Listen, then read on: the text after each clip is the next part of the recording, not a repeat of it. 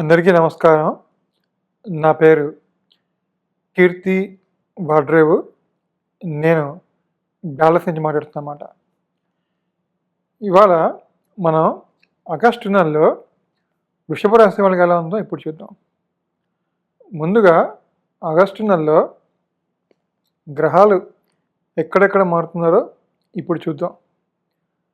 ముందుగా 1వ తారీఖున శుక్రుడు కన్య రాశిలోకి, 3వ తారీఖున కుజుడు మిథున రాశిలోకి,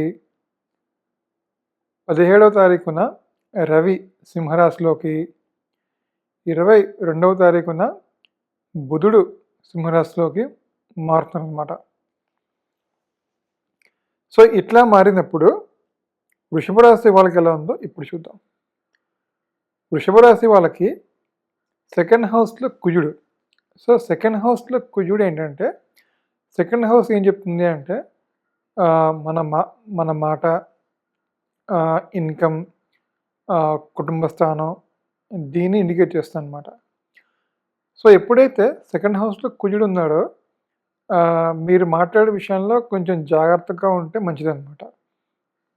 అంటే మాట్లాడే మాట చాలా ఫైరీగా, చాలా కోపంగా కాకుండా, అంటే అట్లా అంటే కొంచెం ఫైరీగా, కోపంగా మాట్లాడడానికి ఆస్కారం ఉందన్నమాట. సో అట్లా మాట్లాడినప్పుడు ఏమవుతుందంటే మీ యొక్క ఉద్దేశం కానీ, మీ యొక్క భావం కానీ అవతల వాళ్ళకి అది వేరేలాగా వెళ్తుందన్నమాట. సో సెకండ్ హౌస్లో ఫైరీ ప్లానెట్ అంటే కుజుడు ఫైరీ ప్లానెట్ అనమాట. సో అట్లా ఫైరీ ప్లానెట్ ఉన్నప్పుడు కొంచెం మాట్లాడే విషయంలో జాగ్రత్తగా ఉంటే మంచిదన్నమాట. కానీ ఈ కుజుడు ఇన్కమ్ని కూడా ఇంక్రీజ్ చేస్తాడనమాట. సో సెకండ్ హౌస్ ఏం చెప్తుంది అంటే ధనస్థానం అనమాట. సో సెకండ్ హౌస్లో కుజుడు మీకు రకరకాల ఇన్కమ్ సోర్సెస్ని క్రియేట్ చేస్తాడనమాట.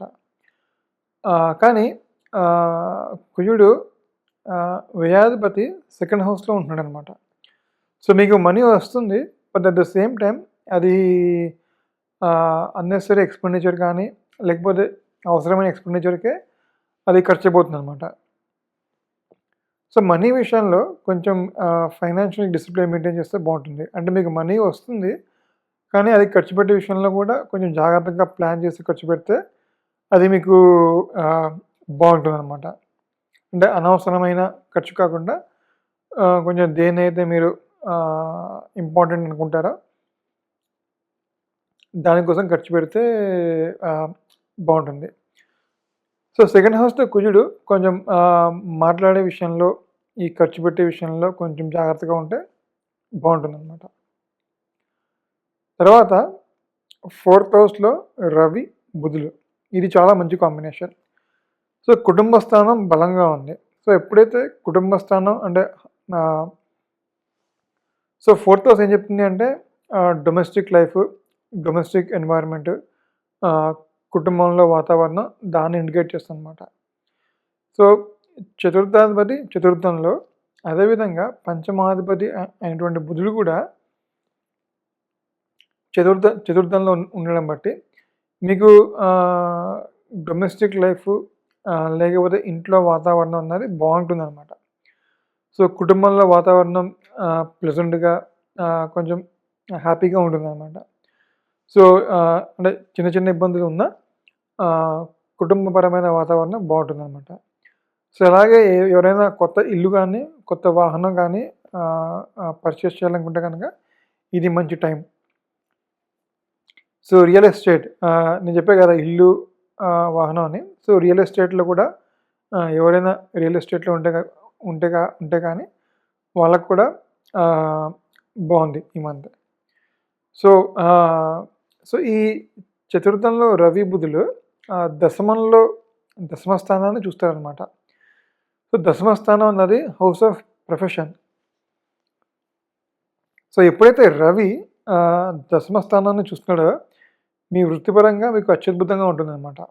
సో ఎస్పెషల్గా గవర్నమెంట్ జాబ్, గవర్నమెంట్ కానీ, బ్యాంకింగ్ కానీ, ఈ 2 ప్రొఫెషన్స్లో ఉండే వాళ్ళకి చాలా చాలా బాగుందన్నమాట. సో మీ యొక్క అడ్మినిస్ట్రేటివ్ స్కిల్స్ అంటే ఆ స్కిల్స్ని యూజ్ చేసి మీ యొక్క ప్రొఫెషన్లో మీరు బాగా షైన్ అవుతారనమాట. అంటే ఏదైనా ఒక కాంప్లెక్స్ ప్రాజెక్ట్ని కానీ, ఒక కాంప్లెక్స్ ఇష్యూని కానీ మీ యొక్క అడ్మినిస్ట్రేటివ్ స్కిల్స్ని యూజ్ చేసి దాన్ని సాల్వ్ చేయడం, సో దానివల్ల మీకు మంచి గుర్తింపు లభించడం అన్నది జరుగుతుందన్నమాట. సో ఇది మెయిన్గా గవర్నమెంట్ ప్రొఫెషన్స్లోనూ బ్యాంకింగ్ రంగంలో ఉండే వాళ్ళకి ఇది బాగా పనిచేస్తుంది. వీళ్ళకి వీళ్ళ బాస్ దగ్గర నుంచి కానీ, వీళ్ళ సీనియర్స్ దగ్గర నుంచి కానీ మంచి అప్రిషియేషన్స్ అనేవి లభిస్తాయి అన్నమాట. సో ఐటీ రంగాల్లో ఉన్న వాళ్ళకి కూడా వృత్తిపరంగా బాగుంది. కానీ ఐటీ పరంగా ఉండే వాళ్ళకన్నా ఎక్కువగా గవర్నమెంట్ జాబుల్లో కానీ, బ్యాంకింగ్ ఫీల్డ్స్లో ఉండే వాళ్ళకి ఇది బాగా పనిచేస్తుంది అన్నమాట.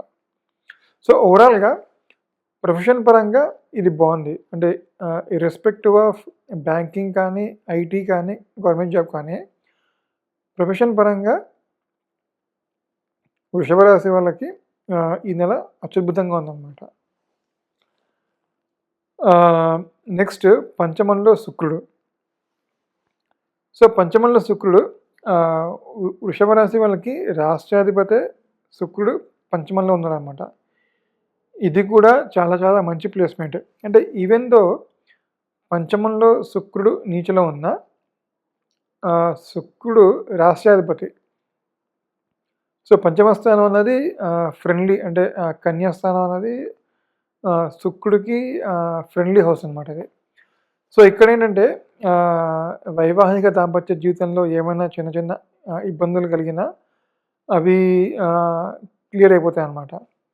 అదేవిధంగా ఎవరైనా మ్యారేజ్ కోసం వెయిట్ చేస్తున్న వాళ్ళు కానీ, అంటే మ్యారేజ్ కోసం వెయిట్ చేస్తే కనుక వాళ్ళకి మంచి మ్యాచ్ ఫిక్స్ అవ్వడానికి ఆస్కారం ఉందన్నమాట.